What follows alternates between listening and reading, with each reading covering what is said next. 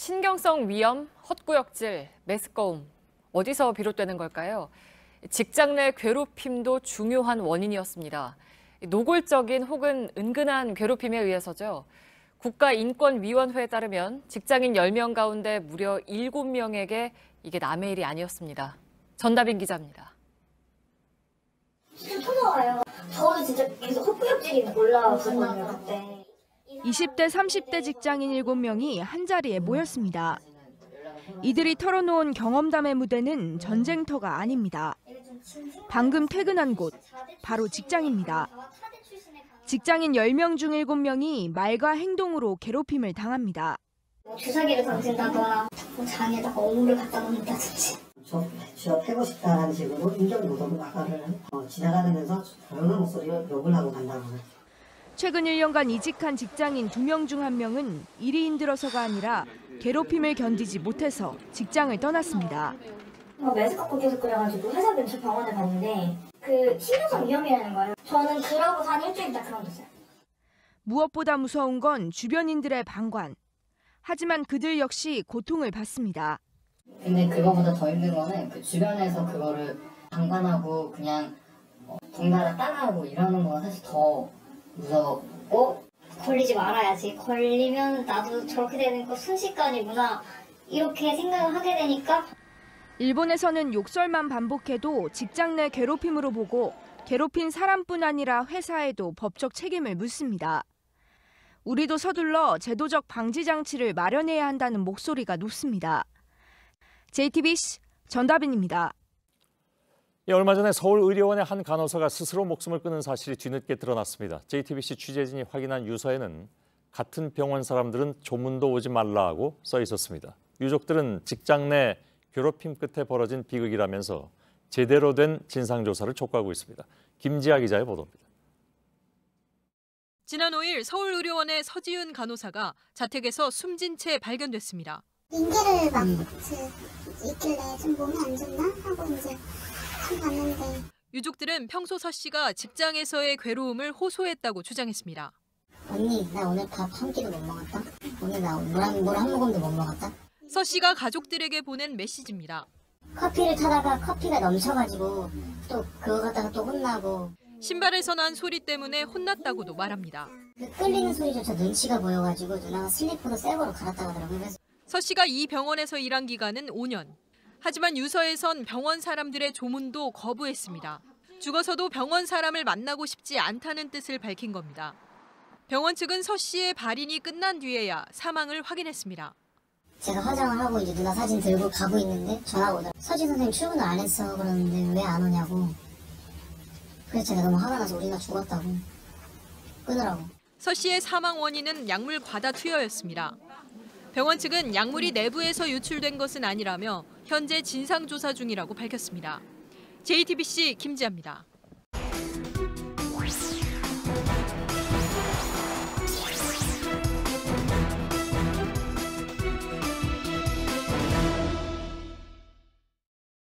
네, 지난 10일에 JTBC는 서울의료원에서 근무하다 자살한 서지윤 간호사 사건을 보도해드렸습니다. 왜 이런 선택을 하게 되는지 저희 취재진은 당시 서 간호사의 상황을 한 걸음 더 들어가 봤습니다. 사망 직전에 부서를 옮긴 서 간호사는 어머니에게 신규, 그러니까 신입 간호사보다도 더 괴롭힘을 받고 있다고 털어놓은 걸로 확인됐습니다. 이른바 병원 내 태움 문화가 단순히 신입 간호사에게만 해당되는 일이 아니라는 겁니다. 먼저 김지아 기자입니다. 지난 5일 세상을 떠난 서지윤 간호사의 유품입니다. 동료들이 써준 편지가 있습니다.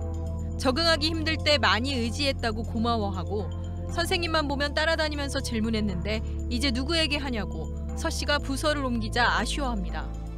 내가 신규들을 많이 챙겼다 그러더라고요. 또 환자분들한테는 굉장히 이쁨 받는 간호사였고 우리 천상 간호사님 오셨냐고. 사망 당일에도 자신이 돌봤던 환자를 만날 예정이었습니다. 저 먼저 도착해서 있으니까 천천히 오세요라고 했는데 전화가 오는 거예요. 그래서 지은이가 못 갈 것 같다고 하는 거예요. 사는 나라 가졌다고 지은이. 서 간호사가 힘들어한 건 부서를 옮긴 지난달 18일부터였습니다. 10월 29일 날 집에 왔어요. 엄마, 나는 간호사 태웅 하는데 난 간호사 태웅이 뭔지 지금까지 몰랐어. 근데 진짜 이제는 알 것 같아. 7년 차인 자신에게 신규 간호사보다 더 못 살게 군다고 호소한 겁니다. 어떻게 가서 며칠 만에 애가 이렇게 돼버리냐고. 그렇게 밝던 애가. 친구들에게도 괴로움을 토로했습니다. 간호 업무가 아닌 설거지도 해야 했고 쪼다처럼 있다 왔다고도 말했습니다. 당시 해당 부서장은 사건 이후 사퇴 의사를 밝혀 다른 부서로 이동했습니다. 그런데 작년에도 해당 부서장의 직장 내 괴롭힘 의혹이 제기돼 감사가 있었던 것으로 확인됐습니다. 조직 내 괴롭힘이 이렇게 집요하게 지속되고 있거든요. 어린 간호사가 얼마나 힘들었으면 그렇게 극단적인 선택을 했을까라는 생각 때문에 해당 부서장은 취재진에게 해명을 하지 않았습니다. 서울의료원에서는 4년 전에 행정직원의 자살 사건도 있었던 것으로 확인됐습니다. 서울의료원 측은 당시 사건은 직장 내 괴롭힘과는 관련이 없다고 설명했습니다. 우리 딸을 이렇게 죽음에까지 이르게 한 사람들은 거기서 일을 할 수 없게끔 했으면 좋겠어요. 원장님이랑 간호과 쪽에서 저희들한테 확실한 사과를 해주시고.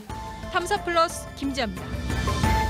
서 간호사가 토로한 태움은 영혼까지 태워야 끝난다는 병원의 괴롭힘을 말하는 은어입니다. 태움에 대한 논란은 지난해 2월 아산병원의 박선욱 간호사가 숨지면서 본격적으로 불거졌죠. 태움 가해자도 간호사에서 의사, 환자로 다양해지고 있지만 정작 현장에선 비극이 되풀이되고 있습니다. 이어서 임지수 기자입니다. 수술실 의사의 폭언. 이런 잡것들이 수술을 할 때 약간 의사가 폭언 같은 걸 하면 병원 이사장의 성희롱. 환자의 생기 있는 모습을 보여줘야 하기 때문에 이 빨간 립스틱을 뭐 바르고 오라는 이사장이라고 10,000원씩 주고 가기도 하고. 환자들의 성추행까지. 혈압을 재면 보통 팔을 이렇게 주고 또 팔 이렇게 들어오는 거다. 그냥 스치면서 이렇게 하고 만지기도 하고. 대한간호협회는 간호사들의 고충을 듣겠다며 지난해 9월부터 상담 콜센터를 열었습니다. 태움으로 고통받는 간호사들에게 도움을 주겠다는 겁니다. 취재진이 현직 간호사를 통해 상담 요청을 해봤습니다. 제대로 잘 안 가르쳐 주시고 자꾸 잘 모르는 수술에 집어넣으시거든요.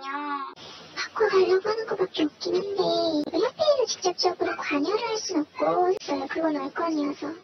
콜센터 현장을 직접 찾아가 봤습니다. 간호협회 행정직원들밖에 없습니다.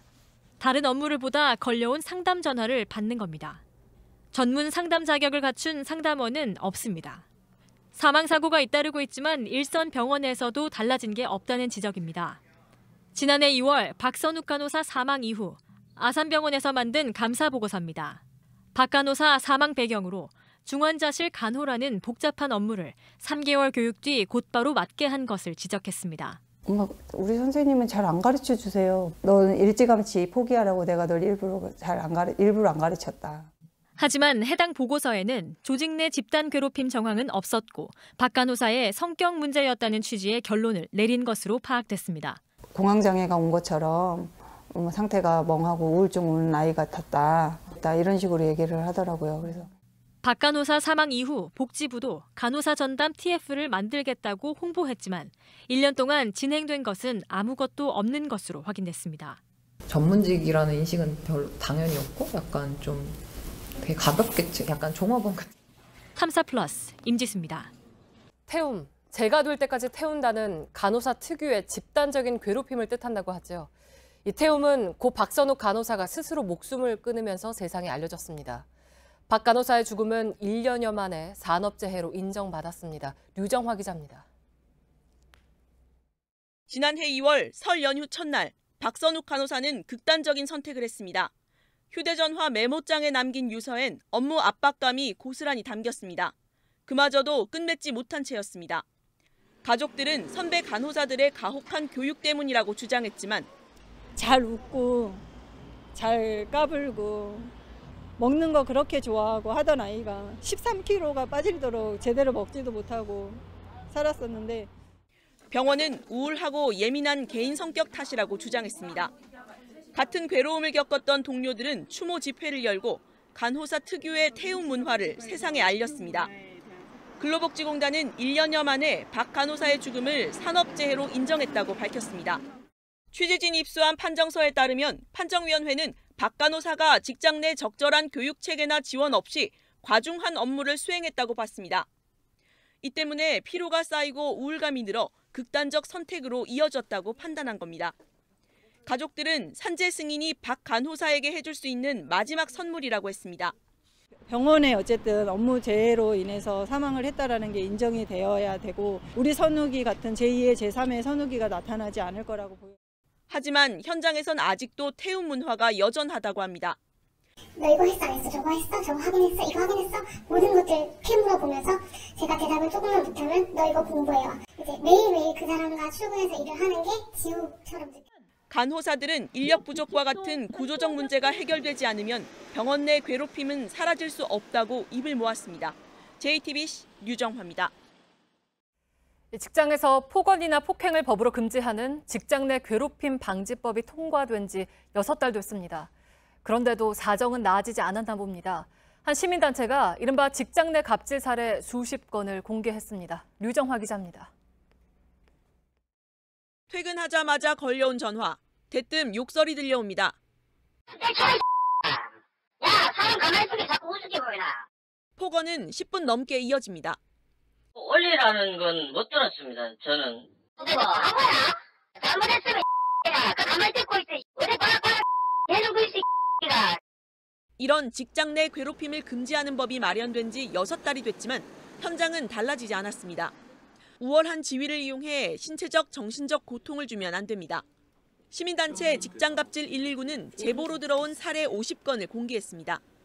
직급을 들먹이며 무시하거나 억지로 술을 강요하는가 하면 육아휴직을 했다고 불이익을 주거나 종교를 바꾸지 않으면 권고사직을 시키겠다고 한 경우도 있었습니다. 싫다고 해서 일을 못한다고 해서 괴롭히거나 따돌리거나 모욕을 주거나 하는 행위가 더 이상 직장에서 벌어지지 않아야 된다는 게 정부는 법 개정에 맞춰 취업 규칙을 고치라고 권고했지만 회사에선 별 변화가 없는 상태입니다. 직장 내 괴롭힘 방지법은 다음 달 16일부터 본격 적용됩니다. JTBC 류정화입니다. 회의 시간에 욕설과 폭언을 듣고 장기자랑을 강요당하고 임원들의 점심 식사를 차렸다. 한 사무기기 제조업체 직원들이 이렇게 폭로했습니다.